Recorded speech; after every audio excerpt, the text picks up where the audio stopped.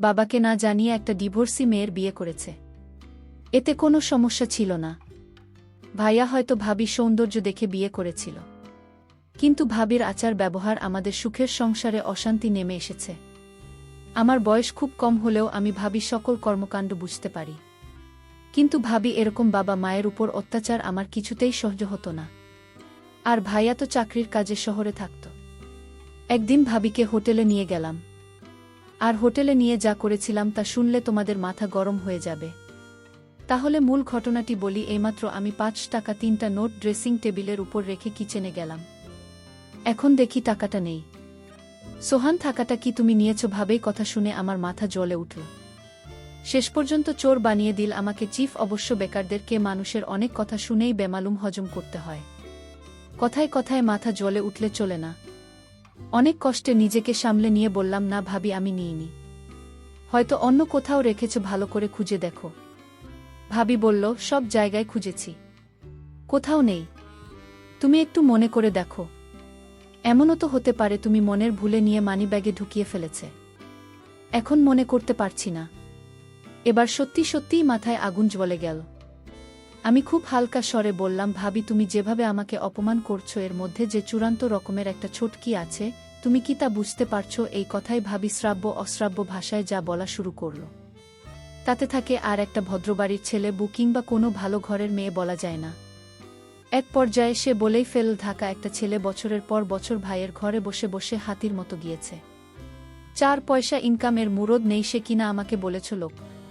আমি বারবার এদিক ওদিক তাকাচ্ছি যেন মা এসব কথা কোনোভাবে শুনতে না পায়। এমনিতেই সে স্ট্রোকের রোগী, কোনোভাবে উত্তেজিত হতে পারে, এমন কিছু শুনতে দেওয়া যাবে না তাকে। এরপর আর কোনো কথা জোগাল না আমার মুখে। নিঃশব্দে বাড়ি থেকে বের হয়ে গেলাম। বেলা বাজে 10:56। রোদ তেতে উঠেছে। আশা মাছ, অথচ বৃষ্টির নামগন্ধ নেই। রোদের তাপে যেন রাস্তার পিচ গলে স্ট্যান্ডে লেগে যাচ্ছে। এখন কোথায় যাব আমি? লকডাউনের ভেতর কারো বাড়ি যাওয়া যাবে না। আমাদের বাড়িটা চাঁদপুর শের শাহ সুরির রোডে। এখান থেকে হেঁটে হেঁটে রেসিডেন্সিয়াল কলেজের পাশ দিয়ে চন্দ্রিমা উদ্যানে চলে যাওয়া যায়। বসার জন্য খুব নিরিবিলি একটা জায়গা। আমার একটা নিরিবিলি জায়গায় এখন সবচেয়ে বেশি দরকার। খুব কঠিন একটা সিদ্ধান্ত আমাকে নিতে হবে, এবং সেটা আজই, এখনই। একটা ভবনের পিছন দিকে লেকের পাড়ে নিরিবিলি একটা জায়গা দেখে বসে পড়লাম। সংসারের হিসাবটা কিছুতেই আর মিলছে না। অল্প কিছু দিনের ভেতর সবকিছু কেমন এলোমেলো হয়ে গেল। অথচ আমাদের সংসারটা ছিল ছবির মতো সুন্দর, গোছানো, পরিপাটি। সেই ছবির রং ঝাপসা হতে শুরু করল এক সময়ে। বাবা মারা গেল প্রায় 5 মাস হতে চল। এরপর থেকে সেই ছবি শুধু ফ্রেমটাই রয়ে গেল, বাদবাকি সব হারিয়ে গেল কোথায় জানো? এই তো সেদিনের কথা, আমরা 2 ভাই আর বাবা মিলে একসাথে কেমন খেলেছি। বাবা একটু সময় বের করতে পারলে ফুট করে ঘুরতে গিয়েছে আমাদেরকে। বাড়িটা সারাক্ষণ হাসি আর আড্ডায় গমগম করত। আর আজকের অবস্থা দেখলে নিজেই অবাক হই। মনে হয় আদৌ এটা আমাদের বাড়ি? ভাইয়া পড়ালেখা শেষ করার পর 19 সালের জুলাই মাসে একটা মাল্টিন্যাশনাল কোম্পানিতে উচ্চপদে চাকরি নিল। ভালো বেতন, মতিঝিল অফিস। এর মাসখানেকের মাথায় কাউকে কিছু না জানিয়ে হুট করে এক সন্ধ্যায় ভাবিকে নিয়ে উপস্থিত। তারা নাকি গোপনে কাজী অফিসে গিয়ে বিয়ে করেছে। ভাবির বাড়ি কুমিল্লার বরুড়ায়। ফেসবুকে পরিচয়, সেখান থেকে প্রেম, আর তারপর বিয়ে। ভাবির এর আগেও একটা বিয়ে ছিল। এরপর আমার ভাই এর সাথে তার পরিচয়। আমরা সবাই খুব আপসেট হলাম এই ঘটনায়। ভাইয়ের মতো একটা চমৎকার গোছালো এবং দায়িত্বশীল ছেলে কাউকে কিছু না জানিয়ে এভাবে বিয়ে করে ফেলবে, এটা মানাই যায় না। আর তাছাড়া আমাদের বাড়িতে যদি উন্নত করার মতো কেউ থাকত তাহলে ভিন্ন কথা ছিল। আমরা 2 ভাই মোটামুটি বড় হলে বাবা মা আমাদেরকে খুব পরিষ্কারভাবে বুঝিয়ে বলেছে যে জীবনে চলার পথে কাউকে ভালো লাগতেই পারে। এটা খুবই স্বাভাবিক। এমন কিছু হলে অবশ্যই যেন সবার আগে বাড়িতে শেয়ার করি। আজ পর্যন্ত আমাদের 2 ভাইয়ের কোনো যুক্তিই কাজে বাবা মা বাধা দেয়নি, বরং সব সময় উৎসাহ দিয়ে এসেছে। সেখানে ভাইয়ের কাছ থেকে এটা কেউই আশা করেনি। এই ব্যাপারটা নিয়ে বাবাই সবচেয়ে বেশি আপসেট হয়ে পড়ল। মা তাকে বোঝাতে চেষ্টা করল যে রাব্বি যদি মেয়েটাকে নিয়ে সুখী হতে পারে তাহলে আমাদের আর আপত্তি করে লাভ কি, যা হওয়ার তা তো হয়ে গেছে। আর তাছাড়া দুজনের সম্মতিতেই বিয়েটা হয়েছে। দুজনই ম্যাচিওরড। সুতরাং এখন স্বাভাবিকভাবে ব্যাপারটা মেনে নেওয়ায় সব দিক দিয়ে ভালো। ভাবির আগের বিয়ে নিয়ে বাবা মা কেউই কোনো কথা তোলেনি পর্যন্ত। ডিভোর্স একটা মেয়ের জীবনের খুব দুর্বল একটা জায়গা। সুযোগ বুঝে এই জায়গায় খোঁচা দেওয়া কোনো ভালো মানুষের কাজ না। মা শুধু ভাইয়াকে আড়ালে ঢেকে নিয়ে সেই রাতে বলেছিল, রাব্বি, তোর বাবার মনে এত বড় দুঃখ, দিল্লি তার কত পরিকল্পনা তো বিয়ে নিয়ে। খুব ধুমধাম করে বউ ছেলের বিয়ে দেবে, আনন্দ ফুর্তি করবে। মানুষটা খুব কষ্ট পেয়েছে রে, স্রেফ এটুকুই। অবশ্য ভাইয়া সেই রাতে মা চেয়েছিল বাবা মার কাছে, তারপরও বাবা কেমন চুপচাপ হয়ে গেল। এরপর থেকে কখনো আগের মতো সেই চঞ্চল মানুষটাকে আর দেখিনি। মাস তিনেক মোটামুটি ভালোভাবেই চলল সংসারটা। এরপর সাজানো সংসারে একের পর এক ঝড় আসা শুরু হল। সেই জুড়ে আমাদের স্বর্গের সেই বাড়িটা তছনছ হয়ে গেল। ভাবির সাথে আমার তেমন বনিবনা হচ্ছিল না। একটা পর্যায়ে সংসারে শান্তির জন্য সবকিছু ভাবে বুঝিয়ে দিয়ে অবসর নিলেন। তবু শান্তি এলো না। ভাবি চাইল তার আলাদা একটা সংসার, যে সংসারে শ্বশুর শাশুড়ি আর দেবের মতো বাড়তি ঝামেলা থাকবে না। আমাকে ভাবিনি যে টাকা লুকিয়ে আমার উপর চাপিয়ে দিয়েছে। ভাইয়া যেন আমায় ভুল বুঝ আলাদা হয়ে যায় এই জন্য। এটা আমি বুঝতে পেরেছিলাম। যখন এভাবে ভাবি আমাকে পাঠাতে পারল না, তখন ভাবি মনে অন্য চিন্তা ভর করল। আমি সব সহ্য করতে পারি, কিন্তু মা বাবাকে নিয়ে কোনো কথা আমি সহ্য করতে পারি না। আমাকে ভাবে মিথ্যা দোষারোপ করুক, এত আমার কোনো সমস্যা নেই, কিন্তু বাবা মাকে নিয়ে কোনো অপমান, এটা আমি সহ্য করতে পারবো না। কিভাবে আমাকে ভাইয়ের চোখে খারাপ বানানো যায় এই সুযোগ ভাবে সব সময় খুঁজত। কিন্তু আমি তো আর বোকা না যে ভাবের মতো আমি বুঝি না। বয়সটা হয়তো কম হতে পারে। ভাবি বাবার সাথে তেমন ভালোভাবে কথা বলতো না। বাবাকে ভাবি চা বানিয়ে দিত কোনো রকমভাবে, এতে বাবা মুখ বুজে সব সহ্য করত। ভাবিকে কোনো কিছুই বলতো না, আমি শুধু চেয়ে দেখতাম। তবে ভাবে দিন দিন মা বাবার প্রতি এক ধরনের অত্যাচার শুরু করলেন। সময়মতো মা বাবা খাবার দেওয়া, মা বাবার জন্য কিছুই করত না সে। আমি মা বাবাকে সব সময় বোঝাতাম, ভাইয়া হয়তো জীবনে বড় একটা ভুল করে ফেলেছে, কিন্তু এই ভুলের মাসুল কি তোমাদের দিতে হবে, এ আমি কিছুতেই হতে দেব না। ভাবিকে দেখতাম, বেশিরভাগ সময় দেখতাম ফোনে কার সাথে জানি কথা বলতো। ভাইয়া যখন বাড়িতে থাকতো না, তখন ভাবি কার সাথে যেন কথা বলতো ফোনে সারাক্ষণ। এই দৃশ্য আমি দেখতে পেতাম। একদিন আমি দেয়ালের উপাস থেকে শুনতে পেলাম, ভাবি ফোনে বলল, কাল আমার স্বামী বাসায় থাকবে না, তুমি একটু আমার সাথে দেখা করো, জরুরি কথা ছিল। ভাবির এসব কথা শুনে আমি চমকে উঠি।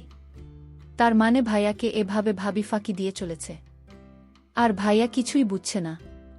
কিন্তু ভাইয়ের মতো আমি এতটা বোকা না যে আমার চোখ ফাঁকি দিয়ে থাকবে। আমি এরপর থেকে ভাবিকে চোখে রাখি। কখন কি করে কার সাথে কথা বলে সব কিছু খবর আমি রাখি। অন্য একদিন ভাবেই ফোনে বলল, কাল কিন্তু তোমাকে আসতেই হবে। আমি যেই দিন বাড়ি থেকে এক পা ও নড়ব না।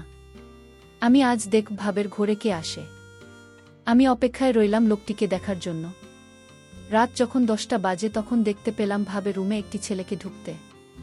ছেলেটি ভাবিকে বলছে, তুমি কেন এখানে পড়ে আছো? ভাবি তখন বলল, আরে কিছুদিন আছি এখানে, আমার স্বামীর কাছ থেকে সিকনেস একটা নিতে পারলেই সকল সম্পত্তি আমাদের হয়ে যাবে। আমরা এই বাড়িটি বিক্রি করে অন্য কোথাও একটা বাড়ি রাখব, আর আমার সুখে জীবনযাপন করব। ছেলেটি বলল, কখন করবে? আর কিছুদিন ধৈর্য ধরো প্লিজ, আমি একটা সুযোগ খুঁজছি। তারপর তারা দুজন দেখলাম ঘনিষ্ঠ হতে লাগল। আমি জানালার পাকা দিয়ে তা ভিডিও করে ফেলি। এখন কোথায় যাবে ভাবি? তুমি তো আমার হাতে ধরা। তোমার সমস্ত প্ল্যান আমি মোবাইল দিয়ে রেকর্ড করেছি ভাবি। এখন আমি তোমাকে যে কি করব তা তুমি কল্পনাও করতে পারবে না ভাবি। সামনে তোমার খারাপ সময় আসছে ভাবি। তোমার এরকম প্ল্যান আমার আর বুঝতে বাকি নাই। আমি তোমাকে এমন করে ছাড়ব, তুমি তার সারা জীবন ভুলতে পারবে না। তারপর দিন ভাইয়ের বাড়িতে আসলো। ভাইয়া ভাবির জন্য নতুন শাড়ি নিয়ে এসেছে। ভাবি তখন খুশি হয়ে বলল, তুমি হাত মুখ ধুয়ে আস, আমি তোমার জন্য খাবার রেডি করছি। তারপর ভাইয়া খেতে বসল। ভাবি তখন ভাইয়াকে জিজ্ঞেস করল, আচ্ছা, আমার যে বিয়ে করেছিলাম তার জন্য কাজী বলেছে একটা তোমার শোয়ের বাকি ছিল, আর সেটা তোমার করতে হবে। ভাইয়া বলল, আমি এই সপ্তাহ কাজের চাপে আছি, আমি এক সপ্তাহ অফিসের কাজে চট্টগ্রাম যেতে হবে, তারপর দেখি আমি সেটা দিয়ে দেব, আমি এখন খুব বিজি। ভাবি বলল, আচ্ছা ঠিক আছে, তাহলে এই সপ্তাহ বাড়িতে এসে মনে করে সেটা দিয়ে দিতে হবে। ভাইয়া পরদিন সকালে চলে গেল। আমি ভাবি রুমে গেলাম। ভাবিকে জিজ্ঞেস করলাম, ভাবি তোমার দিনকাল কেমন কাটছে? ভাবি বলল, ভালোই তো, কিন্তু তুমি একটা চোর, তুমি ভুলে যেও না। আমি বলেছিলাম, ভাবি তুমি কেন আমায় মিথ্যা অপমান করছো? আমাকে তোমার সহ্য হয় না সেটা তুমি মুখে বলে দিতে পারো। তাহলে কেন শুধু শুধু আমাকে মিথ্যা অপবাদ দিচ্ছে? ভাবি তখন রাগান্বিত হয়ে বলল, তুমি এখন আমার রুম থেকে যাও। আমি বললাম, ভাবি তুমি যে আমায় চোর বলছো, মনে রেখো ভাবিকে যে আসল চোর তুই খুব শীঘ্রই জানতে পারবেন। ভাবি আমার কথা শুনে কিছুটা অবাক হয়ে গেল। তুমি আমাকে ভয় দেখাও নাকি? আমি বললাম, ভাবি হয় না যা সত্যি তাই বললাম। ভাবি তুমি সময় মতো সত্যেও পাবে। ভাবি মনে মনে চিন্তা করতে লাগলো, আমার দেবর কি আমার সব প্ল্যানের কথা কি জেনে গেছে নাকি? না, সে জানবে কি করে? আমার তো প্ল্যানটা একমাত্র ও ছাড়া একটা পাখি পর্যন্ত জানে না। তাহলে সে জানবে কি করে? পরের দিন ভাবিকে দেখলাম মোবাইল ফোন দিয়ে ওই ছেলেটির সাথে চ্যাট করছে। আমি ভাবি মেসেঞ্জারে প্ল্যান করা ভিডিওটা ভাবি মেসেঞ্জারে পাঠালাম। ভাবি ভিডিওটা দেখে চমকে উঠল। আরে এ তো দেখি আমার সমস্ত প্ল্যান করার ভিডিও, এই ভিডিওতে আর কিভাবে পেল? আর শেখথা এই ভিডিও পেল? আমার ভিডিওটা দেখে মাথা গরম হয়ে গেল। আমি সাথে সাথে আমার দেবকে ডাক দিলাম।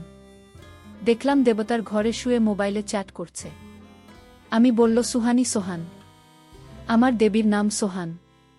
আমি তাকে ডাক দিলাম, সে আমার ডাক শুনেও না শোনার ভান করল। আমি 3টা ডাক দিলাম জোরে জোরে। সোহান তখন বলল, আরে ভাবি আপনি এত রাতে কি হয়েছে? ভাবি কোনো সমস্যা? ভাবি বলল, তুমি জেনেও না জানার ভান করছো কেন?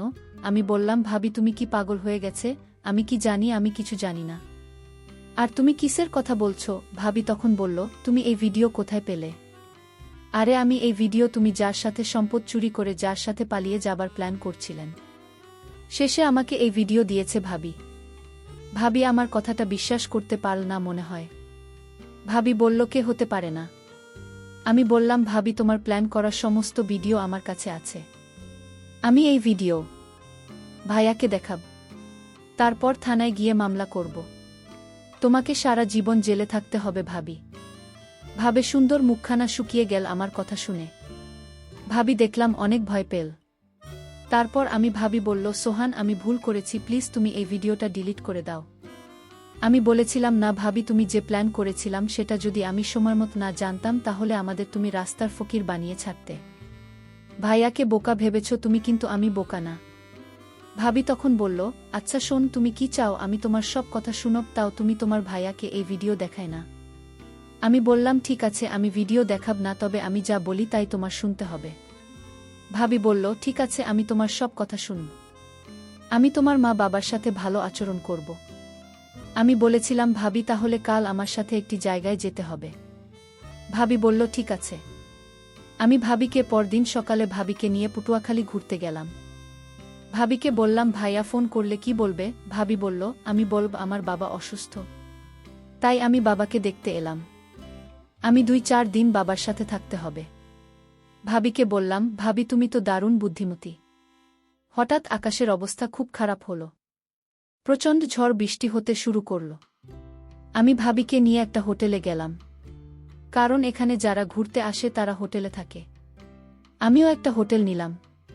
ভাবিকে বললাম, ভাবি তুমি হোটেলে বসে, আমি কিছু খাবার নিয়ে আসি। আমি খাবার নিয়ে আসলাম। ভাবি তখন বলল, আমি নিচে শুয়ে পড়ি, তুমি খাটে শুয়ে পড়ো।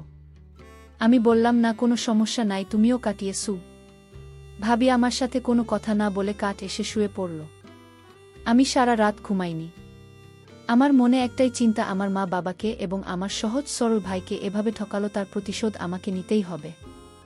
আমি ভাবিকে বললাম, ভাবি আজ আমি তোমায় যা বলবো তাই শুনবে, তুমি কিন্তু আমায় কথা দিয়েছিলে। ভাবি বলল, আমি তো বলেছি তোমার সব কথাই রাখব। আমি বললাম, ভাবি তুমি কিভাবে আর সংসার করবে, নাকি ওই ছেলের সাথে চলে যাবে? ভাবি বলল, যদি ছেলের সাথে চলে যেতে চাইতাম তাহলে আমি তোমাকে বলতাম না যে তোমার ভাইয়াকে সেই ভিডিওটা দেখাতে। আমি যা করেছি সব ভুল করেছি। আমি তোমার সাথে, তোমার বাবা মায়ের সাথে অন্যায় করেছি। এটার জন্য তুমি আমায় শাস্তি দেবে, সেই শাস্তি আমি মেনে নেব। শুধু তোমার কাছে একটাই অনুরোধ, তোমাদের পরিবারে আমাকে থাকতে দাও। আমি ভাবিকে বললাম, ভাবি আমি আজ তোমাকে হোটেলে নিয়ে কেন আসলাম জান? শুধু তোমার মনটা পরীক্ষা করার জন্য। আমি যা বুঝলাম তুমি সংসারটা বাঁচানোর জন্য সব করতে পারো। এটা আমি পরিষ্কার বুঝেছি ভাবি। আর তুমি কি করে ভাবলে আমি তোমার উপরে সব করার জন্য জুলুম করব? শোনো ভাবি, আমি তোমাকে এখানে আনার একটাই উদ্দেশ্য, যেন তুমি ভালো হয়ে যায়। দেখো ভাবি, আমি আজ ইচ্ছা করলে আমি অনেক কিছুই করতে পারতাম, কিন্তু আমি তা করিনি। কারণ ভাবিরা মায়ের মতোই হয়। এবার এসব কথা শুনে তার ব্যবহার দেখে আমি অবাক হয়ে গেলাম। আমি কান্না করতে লাগলাম আর বলতে লাগলাম, তোমার বাবা মায়ের কাছে আমায় নিয়ে চলো। আমি তাদের কাছে ক্ষমা চেয়ে নেব। আর তুমি আমাকে ক্ষমা করে দিও, আমি তোমাকে অনেক কষ্ট দিয়েছি। তোমার মতো দেব যদি প্রতি ঘরে থাকে তাহলে প্রত্যেকটা ঘর অনেক সুন্দর হয়ে যাবে। আমি ভেবেছিলাম মাত্র 10 বছরের একটা বাচ্চা দেব, সেটা মেধাকে কাজে লাগিয়ে সংসারটা জোড়া লাগিয়ে দিল। আমি ধন্য তোমার মতো দেবর পেয়ে। দর্শক বন্ধুরা, আমি ওই ছেলেটির উপর দোষ চাপিয়ে আমার ভাইয়ের সংসারটা বাঁচিয়ে দিলাম। ভালো করিনি? তা অবশ্যই কমেন্ট করে জানাবেন।